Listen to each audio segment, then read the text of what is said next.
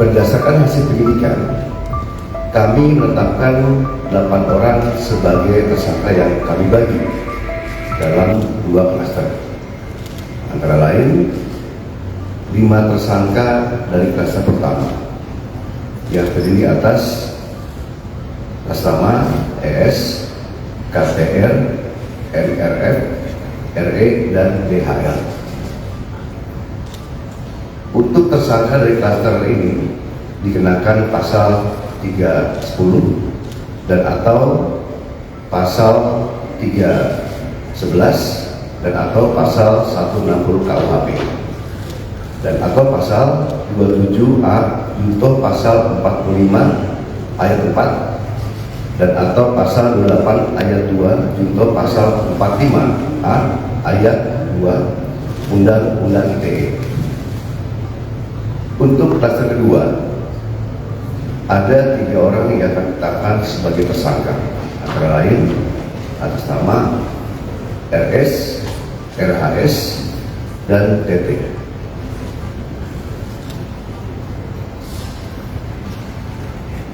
Tersangka pada klaster 2 dikenakan pasal 310 dan atau pasal 311 KUHP dan atau pasal 32 ayat 1 junto pasal 48 ayat 1 dan atau pasal 35 junto pasal 51 ayat 1 dan atau pasal 27A junto pasal 45 ayat 4 dan atau pasal 28 ayat 2 junto pasal 45A ayat 2 Undang-Undang ITE.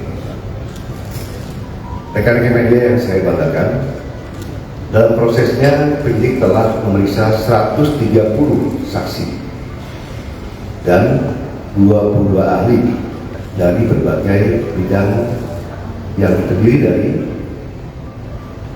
1. Dewan Pers, 2. Keterbukaan Informasi Pusat, yang ketiga Dirjen Peraturan dan Perundang-undangan dari Kemenkumham, yang keempat Akademisi Digital Forensik, yang kelima Asosiasi Digital Forensik, yang keenam Praktisi Digital Forensik, yang ketujuh Ahli Bahasa Indonesia, yang kedelapan Ahli Sosiologi Hukum, yang kesembilan Ahli Psikologi Massa, yang ke-10 Ahli Komunikasi Sosial, yang ke-11 Ahli Anatomi dari UDI, yang ke-12 Ahli Hukum ITE, yang ke-13 Ahli Hukum Pidana, yang ke-14 SDM Kesehatan Kemenkes, yang ke-15 Lab Dokumen dan Digital Forensik.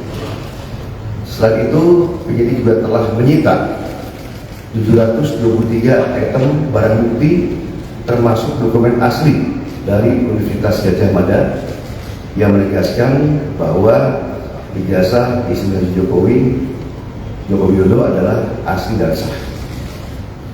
Hal tersebut juga diperkuat oleh hasil pemeriksaan dari Puslapor Polri dalam aspek analog dan digital.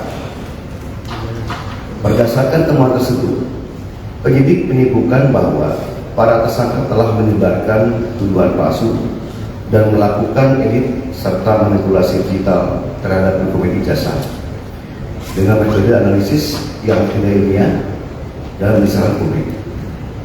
Selanjutnya, penyidik akan berkoordinasi dengan Kejaksaan Tinggi DKI Jakarta untuk proses hukum lebih lanjut. Pada kesempatan ini, kami tegaskan bahwa penanganan perkara yang kami lakukan murni proses penegakan hukum. Kemudian seluruh tahapan juga dilakukan secara profesional, proporsional, transparan, dan akuntabel. Oleh karena itu, kami menghimbau kepada masyarakat untuk bijak dalam menggunakan media sosial.